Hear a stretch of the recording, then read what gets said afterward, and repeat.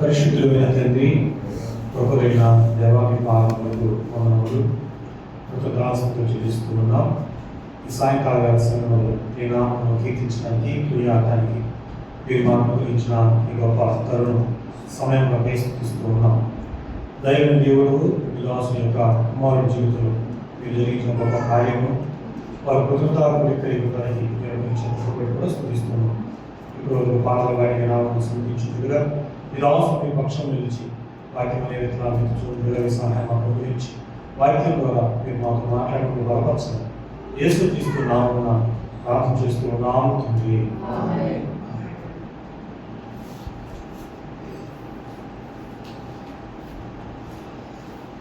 మనం బైబిల్ పైకెత్తి బైబిల్ పలకి పడుకుందాం. గ్రంథాలలో ఇది రాజగ్రంథము, వేదాలలో సత్యవేదన. గ్రంథాలలో అది రాజగ్రంథము, వేదాలలో అది సత్యవేదము. గ్రంథాలలో అది రాజగ్రంథము, వేదాలలో అది సత్యవేదము.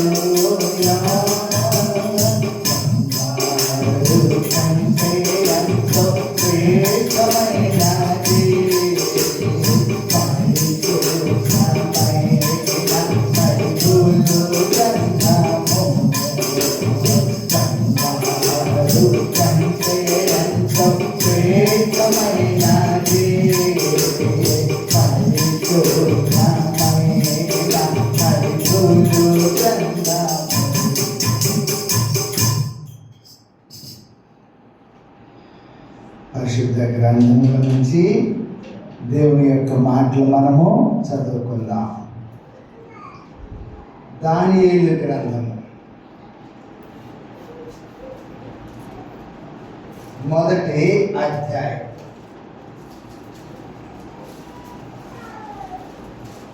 దానియేలు గ్రంథము మొదటి అధ్యాయం. దానియేలు గ్రంథము మొదటి అధ్యాయం.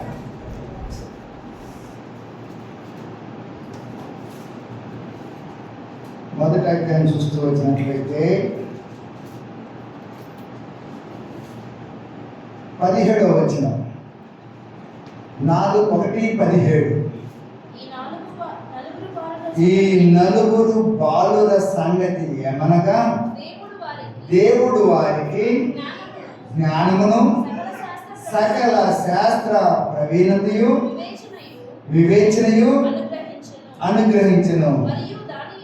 మరియు దానియేలు సకల విధములకు దర్శనములను స్వప్న భావములను గ్రహించు తెలివి గలవాడై ఉండను. చాలు.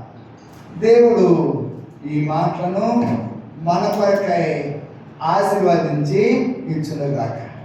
17వ వచనంలో మొదటి అధ్యాయము 17వ వచనం చదివాము. ఈ నలుగురు బాలుల సంగతి ఏమనగా, దేవుడు వారికి జ్ఞానమును సకల శాస్త్ర ప్రవీణతయు వివేచనయు అనుగ్రహించను. కనుక దేవుడు వీరికి ఇంత జ్ఞానము దయచేశాడు. దేవుని వాక్యంలో మనం చూస్తూ వచ్చినట్లయితే కొలస్సీలకు రాసినటువంటి పత్రికలో 3వ అధ్యాయము 2వ వచనం అనుకుంటున్నాను. అక్కడ ఏమంటాడు గమనించండి అమ్మా. 2వ అధ్యాయము 3వ వచనం. బుద్ధి జ్ఞానముల సర్వ సంపదలు దేవుని యందు గుప్తములై ఉన్నవి. బుద్ధి జ్ఞానము సర్వ సంపదలు ఎక్కడున్నాయంట? దేవుని దగ్గర ఉన్నాయి. ఈ సామెతల గ్రంథకర్త 9వ అధ్యాయంలో అంటాడు. చూడండి ఏమంటాడు? 9వ అధ్యాయము 10వ వచనము.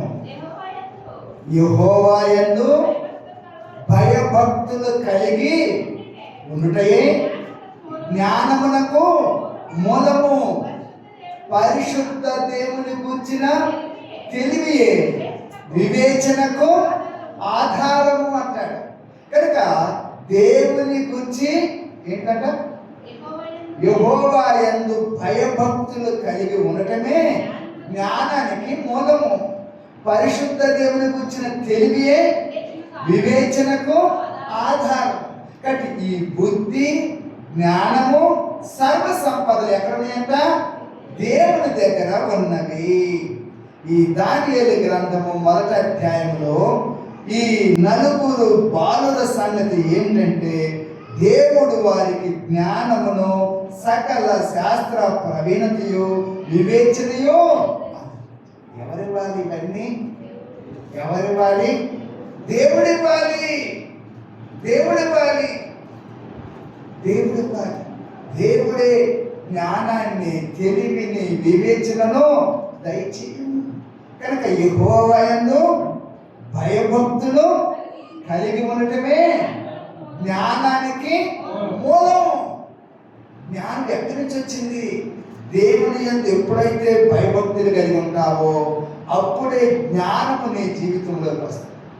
ఈ అధ్యాయంలో 1వ అధ్యాయంలో కొన్ని విషయాలు మరి శాంసన్ గారు, తనుజ వారి కుమారుడు ప్రణీత్ తన యొక్క మరి దేవుడిచ్చిన జ్ఞానానుసారంగా కష్టపడి చదివాడు.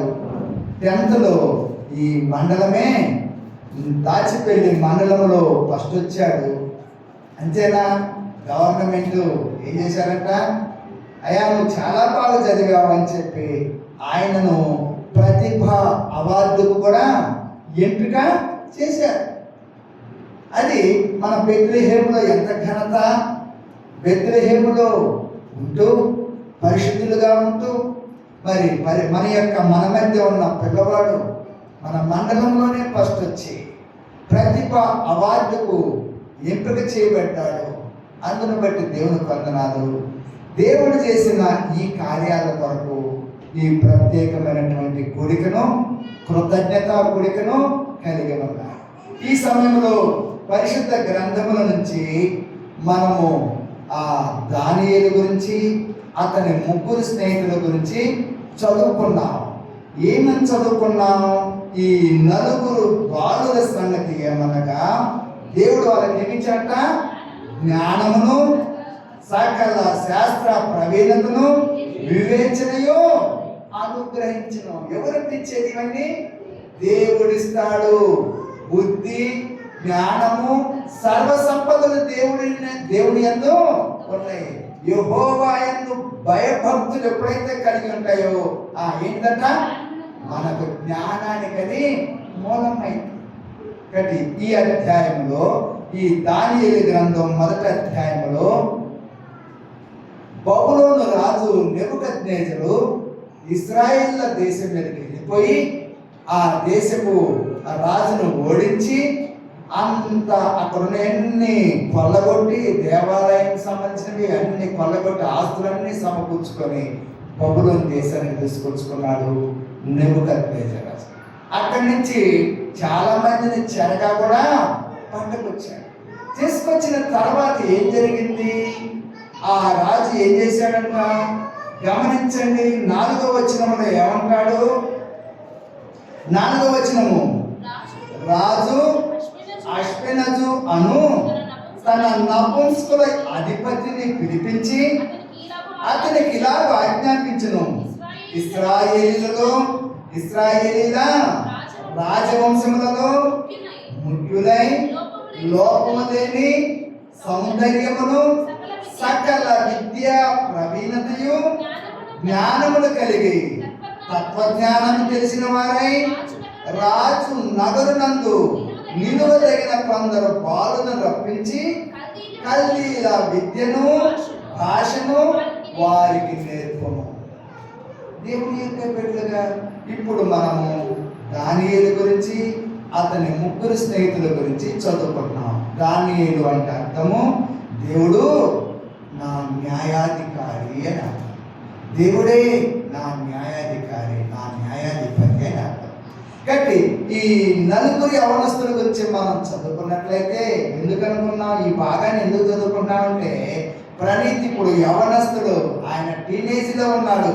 ఈ యవనస్తుడు కూడా నెక్స్ట్ రేపు బుధవారము తాను కాలేజీలో జాయిన్ అవ్వటానికి విజయవాడకి వెళ్ళిపోతున్నాడు. ఇప్పుడు అక్కడ తల్లిదండ్రులకు దూరంగా, బెత్లెహేము విశ్వాసులకు దూరంగా, 10th క్లాస్ వరకు ఉన్న స్నేహితులకు దూరంగా క్రొత్త ప్రపంచంలోకి, క్రొత్త విధానంలో వెళ్ళిపోతున్నాడు. ఇక్కడ కూడా ఈ భాగంలో దానియేలు తన 3 స్నేహితులను బబులోను దేశానికి అట్ట తీసుకొచ్చారంటే వాళ్ళు చెరగా తీసుకురాబడ్డాడు అని బైబిల్లో రాయబడి వాళ్ళ నలుగురు వచ్చారు. వీళ్ళు ఎట్లాంటి వారంటే చాలా మంచి తెలివైన వారు, చురుకైన వారు, జ్ఞానం కలిగిన వారు. ఇప్పుడు ఆ బబులోను రాజు అయినటువంటి నెబుకద్నెజరు తన దగ్గర ఉన్నటువంటి ఆ నపుంసకుల అధిపతితో అంటున్నాడు. ఏమంటున్నాడంట? సకల విద్యా ప్రవీణతయు జ్ఞానము కలిగి తత్వజ్ఞానము తెలిసిన వారై రాజు నగరునందు నిలువదగిన కొందరు బాలులను రప్పించి వారికి కల్దీయ విద్యను భాషను నేర్పండి. కాబట్టి ఆ చెరగా తీసుకురాబడిన వారిలో, ఆ యొక్క ఇశ్రాయేల్ దేశం నుంచి వచ్చిన వారిలో తెలివి కలిగిన వారిని, జ్ఞానము కలిగిన వారిని రాజ అంతఃపురములోకి తీసుకురండి.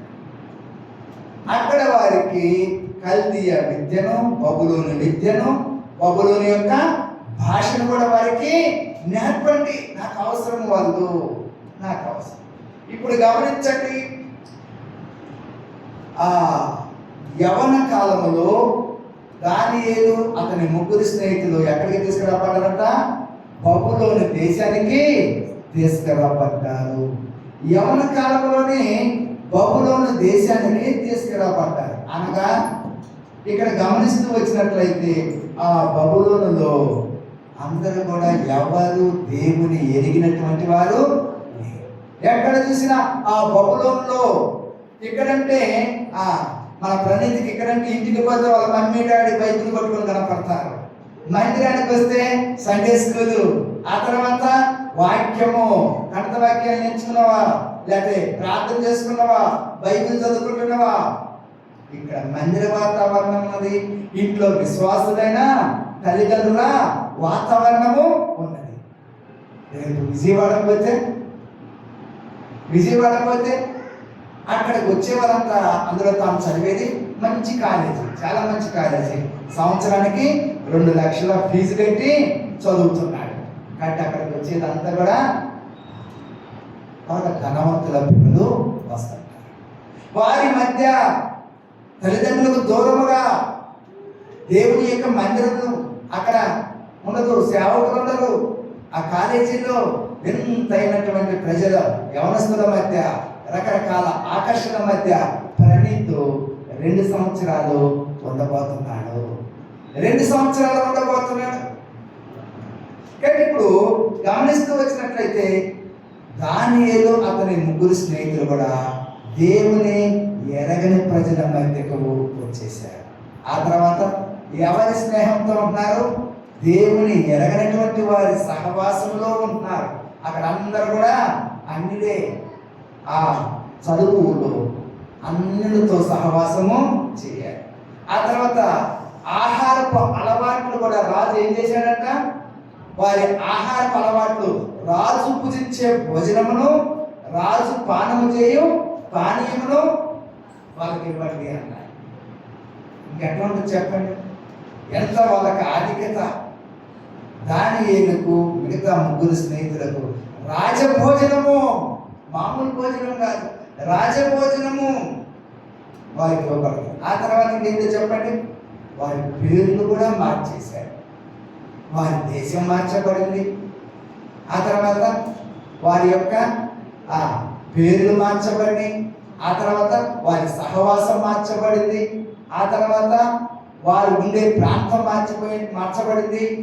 ఆ తర్వాత వారి యొక్క చదువు, ఏ చదువు అంటే ఇప్పుడు వాళ్ళు చదివేది బబులోను దేశపు చదువు, బబులోను దేశపు విద్య, కల్దీయ భాష మరియు కల్దీయ విద్య. ఆ భాష నేర్చుకోవాలి, ఆ విద్య నేర్చుకోవాలి, పూర్తిగా విద్య. ఎందుకు? మాకు ఉపయోగపడాలి, మాకు ఉపయోగపడాలి. కాబట్టి అన్యుల మధ్య, అన్య దేశంలో విగ్రహారాధన కలిగిన వారి మధ్య ఆ ఆహార అలవాట్లు, రాజు భోజనం, ఆ తర్వాత సహవాసం వేరు, ఆ తర్వాత వారి యొక్క పేర్లు కూడా మార్చేశారు. ఎందుకు? వాళ్ళ దేవతల పేర్లు పెట్టుకున్నారు. వీళ్ళు ఏంటి, ఇశ్రాయేలు దేవుడు గొప్పడు కాదు, మేము గెలిచాం కాబట్టి మా దేవతల పేరు వీళ్ళకి పెట్టాలని చెప్పి అందరికి వాళ్ళ దేవతల పేర్లు, బబులోను దేవతల పేర్లు పెట్టారు. ఆ తర్వాత చూస్తూ వచ్చినట్లయితే వారిని పూర్తిగా బబులోని యొక్క విధానంలోకి మార్చాలి. మా భాష నేర్పించాలి, మా చదువు నేర్పించాలి. వీరిని ఏం చేయాలి? పూర్తిగా మాకు ఉపయోగపడేవారిగానే ఉంచుకోవాలి. మా దేశానికి, మా ప్రజలకు అందరికి ఉపయోగపడేవారిగా ఉంచుతారు. వీరికున్న తెలివి, వీరికున్న జ్ఞానం ఎవరికి ఉపయోగపడాలి? మా దేశానికి ఉపయోగపడాలి, మా ప్రజలకు ఉపయోగపడాలి అని చెప్పి రాజు యొక్క ఆలోచన. అయితే బైబిల్లో ఒక చక్కటి మాట రాయబడింది. ఏమని రాయబడింది? రాయబడినటువంటి మాట గమనించండి. ఏమని రాయబడిందంట? మొదటి అధ్యాయము 8వ వచనము, రాజు పూజించు భోజనము, పానము చేయు ద్రాక్షరసమును పుచ్చుకొని తన్ను అపవిత్రపరచుకొనకూడదని దానియేలుకు మొట్టమొదటిగా ఏ ఆలోచన వచ్చింది? ఏం కాకూడదు? నేను అపవిత్రుని కాకూడదు, నేను అపవిత్రుని కాకూడదు. అర్థమవుతుందా? ప్రణీతు, నీ కోసమే, ప్రాముఖ్యంగా నీ కోసమే, యవనస్తుల కోసమే. నేను అన్య దేశములో ఉన్నా, అన్య ప్రజల మధ్య ఉన్నా, అన్య భాష నేర్చుకుంటున్నా, అన్య ఆచారాల మధ్య ఉన్నా, నా పేర్లు మార్చబడ్డా, నా సహవాసం మార్చబడ్డా, ఎన్నో ఆకర్షణ కలిగిన బబులోన్లో ఉన్నా, నేనేం కాకూడదు? అపవిత్రుని కాకూడదు, అపవిత్రుని కాకూడదు. నేను ఎట్టుండాలి? పవిత్రంగా ఉండాలి. ఎవరనుకుంటుంది? యవ్వనస్తుడు, యవ్వన కాలంలో ఉన్నవాడు, ఆకర్షణ కలిగిన వయసులో ఉన్నవాడు, తల్లిదండ్రులకు దూరంగా ఉన్నాడు, స్వదేశానికి దూరంగా ఉన్నాడు, బంధువులు లేరు, ఏ బోధకుడు ఇప్పుడు వాళ్ళకి చెప్పేవాళ్ళు లేరు. కానీ మనసు నిండా ఏ కోరికుంది?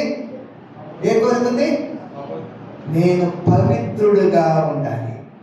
ఊరు మారినా, దేశం మారినా, స్థలం మారినా, విశ్వాసుల మధ్య లేకపోయినా, అవిశ్వాసుల మధ్య ఉన్నా, అన్య జనాంగం మధ్య ఉన్నా, నేనేం కాకూడదు?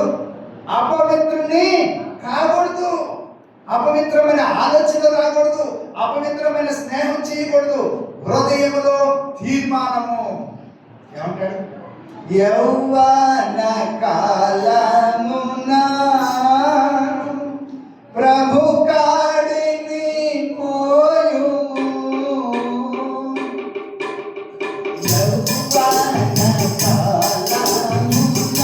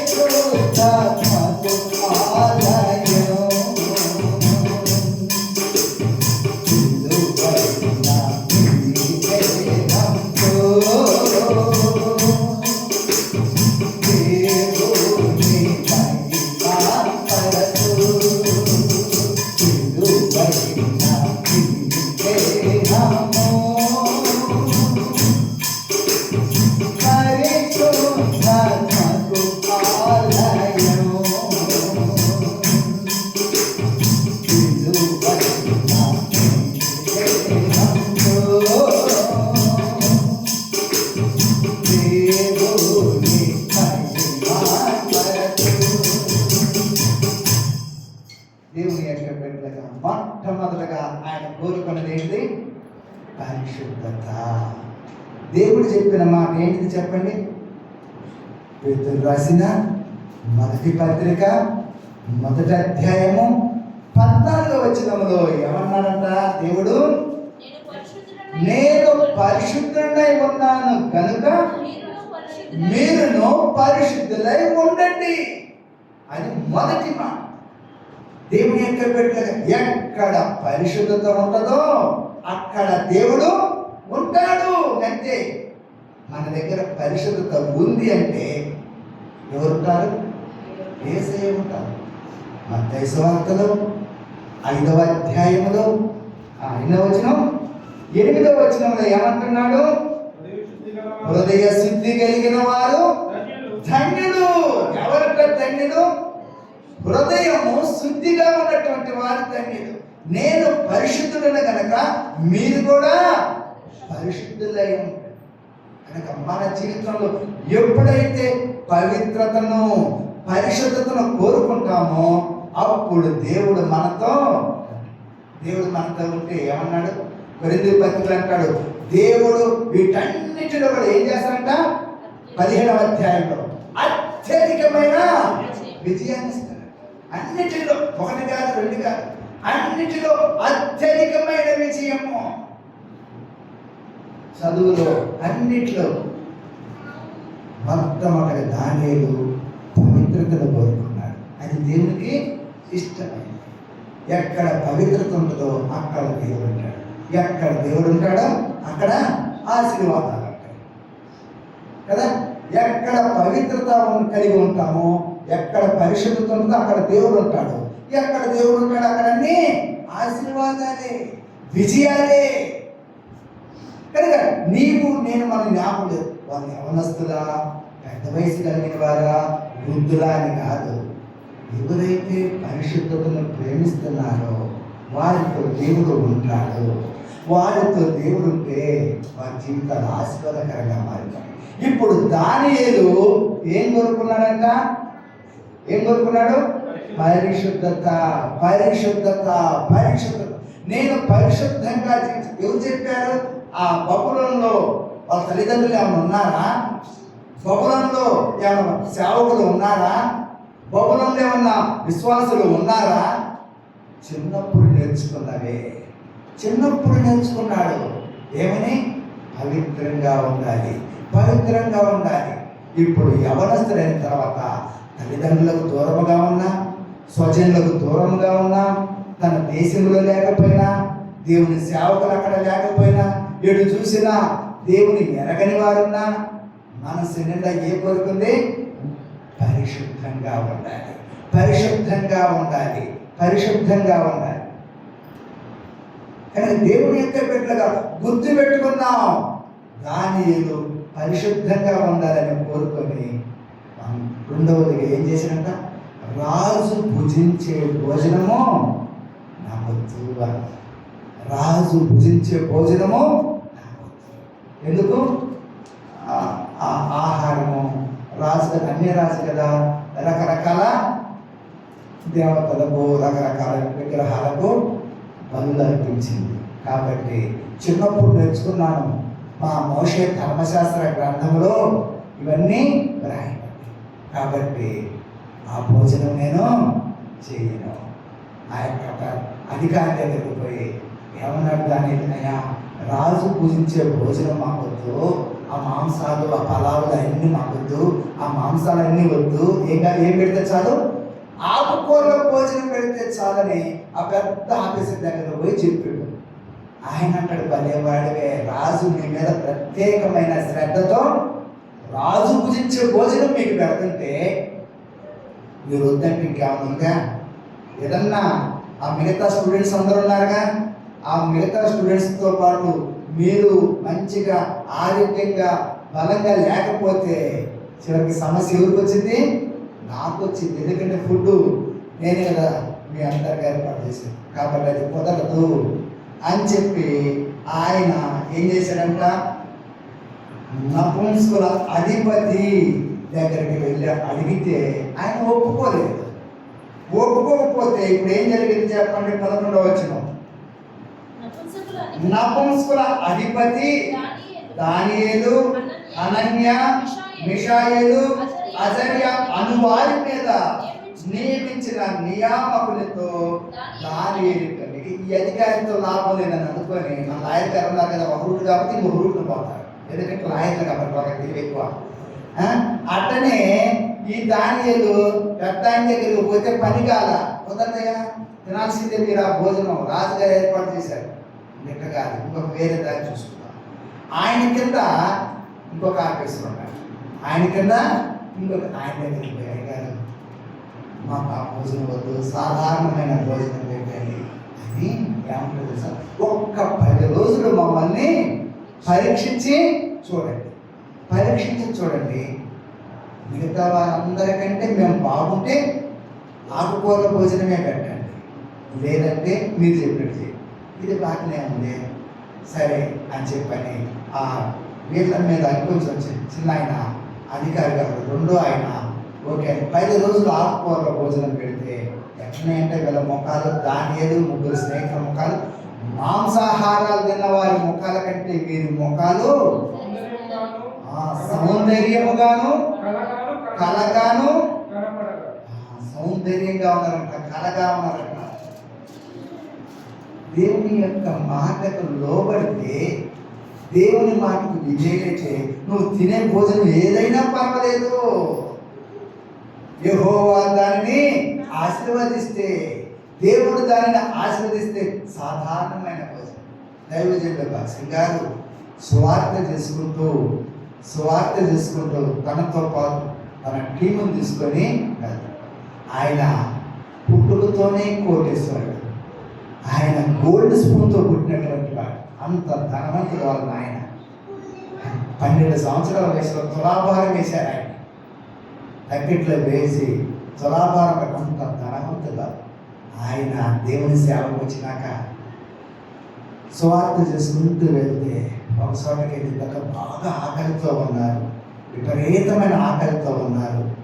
ఏమి ప్రభు అనుకునే పోతుంటే ఒక స్థలానికి వెళ్తే ఒక ఆమె మా ఇంట్లో కొన్ని రొట్టె ముక్కలు నేను పెడతాను రాండి అని చెప్పి ఎప్పుడో కొన్ని అనేక దినాల క్రితం చేసిన రొట్టె ముక్కలు ఎండిపోయి ఉన్నాయి.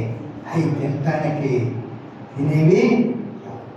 తినటానికి అవి వల్లబడేవి కాదు. ఎన్నో రోజుల క్రితం తింటారో చూద్దాం అని చెప్పి ఆ ఎండిపోయిన రొట్టె ముక్కలు ఇచ్చింది.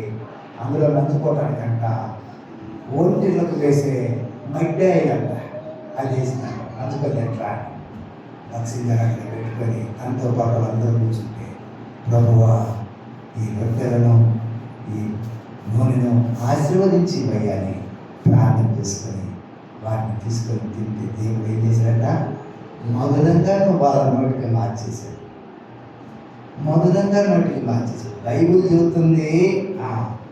బైబిల్ చెబుతుంది, సామెతల గ్రంథం అంటాడు, కడుపు నిండిన వారికి ఫలాలు పెడితే ఏం చేస్తాడంట? అబ్బో కష్టం అన్న. ఆకలితో ఉన్నటువంటి వారికి చేదుకూర పెడితే ఏమంటాడంట? చాలా బాగుంది. ఎందుకు? కడుపు నిండివాడికి ఏది పెట్టినా వ్యర్థమే. ఆకలితో ఉన్న వారికి చేదుకూర పెట్టినా కానీ అమృతంలాగా తింటాడు. ఎందుకు? వాని ఆకలి దేవుని యొక్క పెట్టగా. అందుకే నువ్వు ఏదన్నా పెట్టినప్పుడు ఎవరు పెట్టు? ధనవంతుడికి కాదు పెట్టాల్సింది, గొప్పడికి కాదు, పేదవానికి పెట్టు, ఆకలితో ఉన్న వానికి పెట్టు, ఆనందిస్తాడు. గొప్పల కోసం ధనవంతుని తెలిసి తినండి, నేను ఇప్పుడే తినొచ్చి ఏం తింటాను, అటు గుర్తు పెట్టుకుందాం. మనము ఏది చేసినా లోక ఘనత కొరకు గొప్ప కొరకు మనము చేయకూడదు. మనము కానీ ఇక్కడ వీళ్ళు ఆకుకూరల భోజనమే కాదన్నప్పుడు వారి ముఖాలు చూసిన తర్వాత వారి ఆహార పదార్థాలే ఈ విధంగా బబులోనులో ఎంతకాలం అంత చదువు, ఎంతకాలం కోర్సు, ఎన్ని సంవత్సరాలు? 3 సంవత్సరాల కోర్సు. అది 3 సంవత్సరాలు కల్దీయ విద్య, కల్దీయ భాష నేర్చుకోవాలి. ఎట్లా ఉంటుంది చెప్పండి? తెలుగు దేశపై అమెరికాలో వదిలిపెట్టి అమెరికా భాష నేర్చుకో, అమెరికా విద్య నేర్చుకొని వదిలిపెడితే ఇక్కడ తెలుగు తప్ప ఏం రాను అమెరికా దేశంపై నేర్చుకుంటే ఎట్లుంటుంది?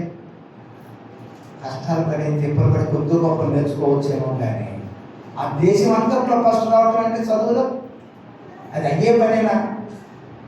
అది నేర్చుకోవడమే కష్టం. కల్దీయ విద్య, కల్దీయ భాష నేర్చుకోవటము అనగా బబులోను విద్య, బబులోను భాష నేర్చుకోవడం చాలా కష్టం. అట్లాంటిది ఇప్పుడు అంతకుముందు వీళ్ళు నేర్చుకోలేదుగా కల్దీయ భాష, కల్దీయ విద్య. కానీ అక్కడ పోయిన తర్వాత ఒకటే తీర్మానం, 3 సంవత్సరాల టైము. ఈ 3 సంవత్సరాల్లో బాగా చదవాలి, బాగా చదవాలి. ఎంత బాగా చదవాలంటే ఈ బబులోనులో ఉన్న వాళ్ళందరికంటే, ఆ భాష తెలిసిన వారందరికంటే నేనే ఫస్ట్ రావాలి, అన్నిట్లో నేనే ముందు ఉండాలా, అన్నిట్లో మొదటి స్థానంలో ఉండాలా.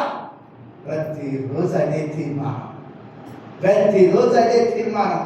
దానియేలు ప్రతిరోజు దేవా ఈ అన్య జనాంగం మధ్య, దేవుని ఎరగని ప్రజల మధ్య దేవుని ఎరిగిన వాడుగా, దేవుని సత్యం ఎరిగిన వాడుగా, బుద్ధి జ్ఞానముల సర్వ సంపదలకు నిలమైన నీ యొక్క బిడ్డగా ఈ బబులోనులో కష్టపడి చదివి ఏం చేయాలి? నేను మొదటి స్థానంలో రావాలి, నేను మొదటి స్థానంలో రావాలి అంటే ప్రతిరోజు అది అనుకున్నాను. ఇక వేరే ఆలోచన లేదు. వాళ్ళకి పోయారా, వీళ్ళకి పోయారా. బబులోను చిత్ర విచిత్రాలు కలిగింది, రకరకాల ఆకర్షణలు కలిగింది. వాటి ఆకర్షణల వైపుగా చూసింది. ఏం చేశాడంటే దానియేలు చదవటము మొదలుపెట్టాడు. తన 3 స్నేహితులను కూడా ఏం చేశాడంట? చదవండి. బబులోనులో మన దేవుని కనపరచాలి. బబులోనులో ఈ చెరగా తీసుకురాబడ్డ ఈ నలుగురు దేవుళ్ళే, వీళ్ళకి అసలు మన భాష నేర్చుకోవటమే చాలా టైం పట్టింది. మన భాషే రాదు వీళ్ళకి. భాష ఎప్పుడు నేర్చుకోవాలా, మళ్ళీ చదవటం ఎప్పుడు మొదలు పెట్టాలా? అయితే రాయబడినటువంటి మాట, యెహోవాను ఆశ్రయించువానికి ఏ మేలు పొదువై ఉండదు. అతడు యెహోవాను ఆశ్రయించినంత కాలము వర్ధిల్లుచునే ఉండెను. యెహోవా అంతకంతకు వర్ధిల్లు చేస్తాడు. యెహోవా యందు భయభక్తులు కలిగి ఉండటమే జ్ఞానానికి మూలం. ఒక సహోదరుడు, నాకు తెలిసిన ఒక అన్నగారు, నాకంటే పెద్దడు, వాళ్ళు ఎస్టీ కులంలో నుంచి దేవుని నమ్ముకున్నారు. చాలా పేదడు వాళ్ళ నాయన. అప్పట్లో వాళ్ళ నాయన అందరూ ఎగతాళి చేసేవారు. చిన్న ఉద్యోగం చేశాడు సాగర్లో. ఆయన దేవుని నమ్ముకున్నాడు. ఆయన కూతురు, ఆయన కొడుకు వాళ్ళు చక్కగా పెంచారు. ఆ రోజుల్లో దగ్గర 40 సంవత్సరాల క్రితం కొడుకుని బీటెక్ చదివించాడు. 40 సంవత్సరాల క్రితం బీటెక్ అంటే అది మామూలు విషయం కాదు. రాజశేఖర రెడ్డి గారు ఏ ఫీజు రీయింబర్స్మెంట్ పెట్టలా, కష్టపడి చదివి అతను పైకి వచ్చాడు. ఆశ్చర్యమైందంట. చిన్న వయసులోనే ఆయన చాలా తిక్కలైన వాళ్ళ తండ్రి గారు, అమాయకుడు, కానీ దేవుడు నమ్ముకుంటాడు.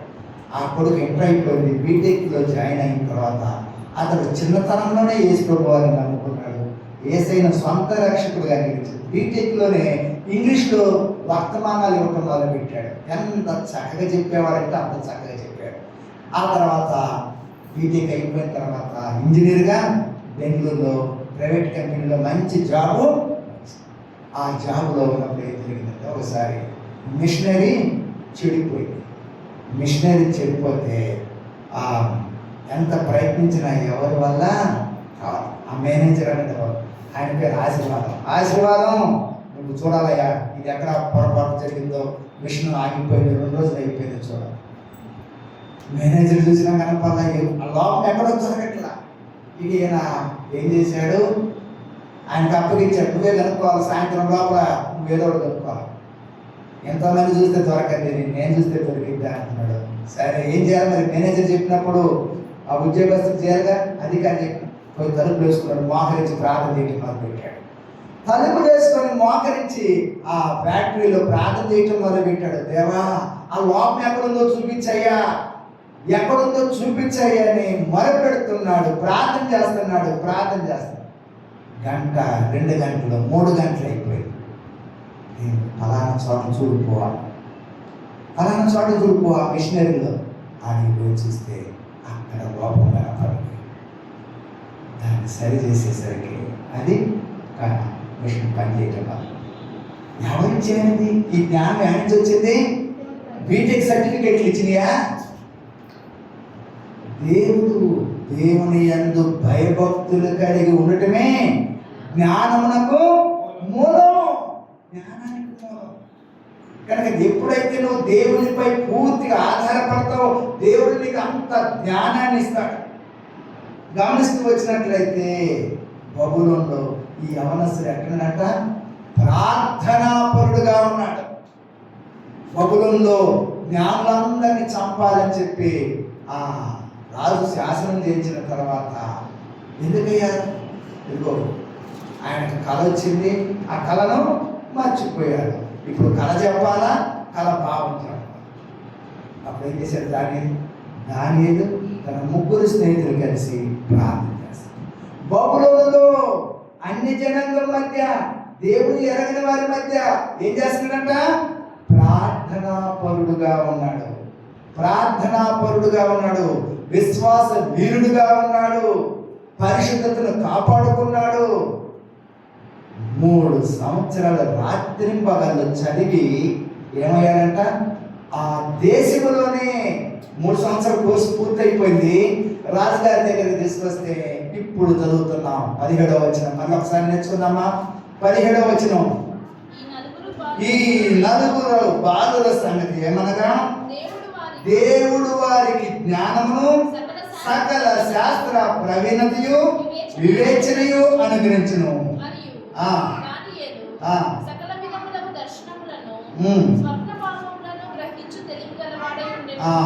చదవండి.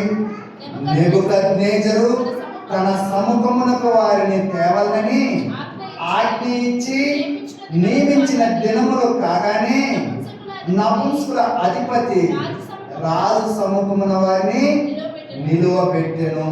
పరీక్ష టైం వచ్చేసింది. ఇక రాజుగారి దగ్గర తీసుకొచ్చారు. కోర్సు అయిపోయింది 3 సంవత్సరాలు. ఇప్పుడు పరీక్ష పెడితే ఏం జరిగింది చదవండి. రాజు వీరి యొక్క విచారణ చేయగా జ్ఞాన వివేకముల సంబంధమైన ప్రతి విషయములో వీరు తన రాజ్యమందంతకు నుండి శకునగాండ్ర కంటేను, గారడి విద్య గల వాళ్ళందరికంటేను 10 అంతలు శ్రేష్ఠులు. దేశంలో ఉన్న వారందరికంటే కూడా ఎంత గొప్పదయ్యారంటే వీళ్ళు 10 అంతలు, 2 అంతలు కాదు, 3 అంతలు కాదు, 5 అంతలు కాదు. ఇంత తెలియగలిగిన వారు బబులోనులో ఎవరు లేరు. ఇంత జ్ఞానం కలిగిన వారు బబులోనులో ఎవరు లేరు. ఇంతగా కల్దీయ విద్య, భాష పట్టు కలిగిన వారు ఎవరు? 10 అంతలు శ్రేష్ఠులు. ఎక్కడి నుంచి వచ్చింది? బైబిల్ ఈ దానియేలు అన్నాడు. ఈ దానియేలు అత్యంత జ్ఞానముతో, బుద్ధితో, తెలివితో నింపబడ్డాడు. బైబిల్లో రాయబడింది 10వ అధ్యాయంలో ఇంత జ్ఞానము పొందినటువంటి దానియేలు గురించి 10వ అధ్యాయంలో ఏమంటాడు చదువుతామా? దానియేలు మాట చదవండి. దాని ఎన్నో వచ్చినమ్మా? 11 10వ అధ్యాయం 11వ వచనమా? చదువు. దానియేలు నీవు బహుప్రియుడవు. ఎవరంటేనా?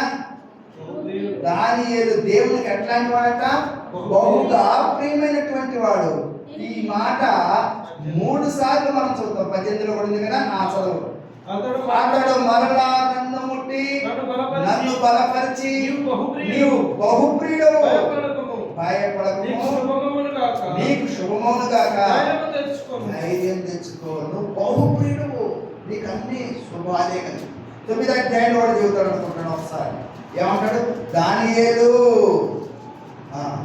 నీవు బహుప్రియుడవు. 9వ అధ్యాయంలో కూడా ఒక మాట కానీ దేవుని 23వ వచనం 9:23 నీవు బహుప్రియుడు, నీవు బహుప్రియుడవు గనుక నీవు విజ్ఞాపన చేయని ఆరంభించును. నీవు బహుప్రియుడు. దేవునికి ఎప్పుడైతే ప్రియముగా ఉంటామో యవన కాలంలో దానియేలు పవిత్రంగా పరిశుద్ధంగా జీవించి ఆకర్షణలకు లోనుగాక కష్టపడి చదివి ఆ బబులోని దేశంలోనే పదంతల శ్రేష్ఠుడైనటువంటి జ్ఞానం కలిగిన వాడుగా పేరు. మన ప్రణీత్ కూడా రేపు కాలేజీకి వెళ్ళి కష్టపడి చదివి వాళ్ళ తండ్రి గారు తల్లి గారు ఎంతో ప్రయాసం. వారు సొంత ఊరు రాజమండ్రి, అక్కడి నుంచి ఉద్యోగరీత్యా మన నడుపుడికి వచ్చారు. 2017లో మొట్టమొదటి అపాయింట్మెంట్ ఇక్కడే. మరి చిన్న పిల్లలు 2017 నుండి శాంసన్ గారు, తనుజ వారి కుటుంబము క్రమముగా మన దగ్గరికి వస్తూ వచ్చారు. బిడ్డలు ఎంతో జాగ్రత్తగా పెంచుకుంటూ వచ్చారు, చాలా క్రమశిక్షణగా పెంచుకుంటూ వచ్చారు. ఆ ఫలితం చూస్తున్నాం. మంచిగా మందిరంలో పెరిగి చక్కగా ఎదిగి ఈ రోజున మరి ఈ ప్రాంతంలోనే ఉన్నతమైన రీతిలో మార్పులు తెచ్చు ప్రతిభ అవార్డుకి ఎన్నికయ్యాడు. ఆ తర్వాత రేపు కాలేజీలో చేరబోతాం. మనం బాగా చదివి ఆ కాలేజీలో కూడా ఉన్నతమైన స్థాయిలో దానియేలు భక్తుల వలె యవన కాలంలో ఏ ఆకర్షణకు అవకాశము చోటు ఇవ్వక మంచిగా కష్టపడి చదివి ఉన్నతమైన స్థాయికి వెళ్ళాలని, ఉన్నతమైన దీవెనలు పొందాలని, బుద్ధి జ్ఞానము సర్వసంపదలు కలిగినటువంటి ఆ దేవుని అడుగుజాడల్లో నడుస్తూ యెహోవా యందు భయభక్తులు కలిగి జ్ఞానముతో నింపబడి దేవుని కృపలో వర్ధిల్లినట్లు నేను నీవు మనము ప్రార్థించవలసినటువంటి వారిగా ఉన్నాం. మోకరించండి, ప్రార్థన చేసుకుందాం. అద్భుతమైన దేవా మీకు వందనాలు. మీ దాసుడు శాంసన్ గారిని బట్టి, మా సోదరి తనుజను బట్టి మీకు వందనాలు చెల్లిస్తున్నాం. బాబు ప్రణీతిని బట్టి, చిన్న కుమారుడు చిన్నుని బట్టి మీకు వందనాలు. వారిని 2017 సంవత్సరంలో ఈ నడికుడికి రైల్వే ఉద్యోగరీత్యా తీసుకొచ్చినందుకు స్తుతిస్తున్నాం. మీ దాసుడు దాసురాలు దేవుని సేవకులతో కలిసి దగ్గర 2017 నుంచి ఈ 8 సంవత్సరాలు ఈ ప్రాంతంలో మరి బిడ్డల్ని పెంచుకుంటూ దైవ కృపలో బిడ్డల్ని పెంచి వారిని ఎంతో సంతోషకరమైనటువంటి రీతిలో సంఘానికి దేవునికి మహిమ తీసుకొచ్చేవాడుగా, సంఘానికి సంతోషం కలిగించేవాడుగా, అనేకులకు సంతోషం కలిగించేవాడుగా తల్లిదండ్రులు పెంచగలిగినందుకే స్తుతిస్తున్నాం. సేవకులుగా మేమందరము కూడా సంవత్సరం అంతా బాబు కొరకు ప్రార్థిస్తూ వచ్చాం. తన పక్ష చేసిన మేలుకై స్తుతిస్తున్నాం. మళ్ళా రేపు ప్రతిభ అవార్డు తీసుకొని బుధవారం కాలేజీలో మరి జాయిన్ అవ్వబోతుండగా అక్కడ కూడా కాలేజీలో కష్టపడి చదివి ఉన్నతమైన రీతిలో దానియేలు భక్తుల వలె యవన కాలంలో ఏ ఆకర్షణకు ఏ శోధనకు చోటివ్వక కష్టపడి చదివి కాలేజీలో టాప్లో ఉండడానికి సహాయం, ఉన్నతమైన చదువులు చదివి భవిష్యత్తులో దానియేలు ఏ విధంగా ఆ బబులోనులోనే ఉన్నతమైన ఉద్యోగం చేశాడో ఆ విధంగా ప్రణీత్ కూడా ఈ రాష్ట్రంలో ఉన్నతమైన స్థాయిలో తన ఉద్యోగస్తుడిగా దేవునికి మహిమకరమైన జీవితం జీవించడానికి సహాయం చేయండి. ప్రణీతిని ఆశీర్వదించండి. నెక్స్ట్ కాలేజీ చదువుకొని సిద్ధపరచండి. శాంసన్ గారిని బట్టి తనుజాన్ని బట్టి స్థిస్తున్నాం. వారి కుటుంబం చిన్న కుమారుడు ఇంకా మీ కృపలో వర్ధిల్లండి సహాయం చేయండి. ఆ తనుజ వాళ్ళ చెల్లి గీతాన్ని బట్టి మీకు వందనాలు. కుటుంబ సభ్యులందరిని బట్టి మీకు వందనాలు. దైవ సన్నిధికి బెత్లెహేముకు వచ్చిన ప్రతి ఒక్కరిని బట్టి స్థుతిస్తున్నాం. మా సహవాసం దీవెనకరించి మీరే మహిమ పొందమని యేసు ప్రభువు ఘనమైన నామమున ప్రార్థిస్తున్నాం తండ్రి. ఆమేన్.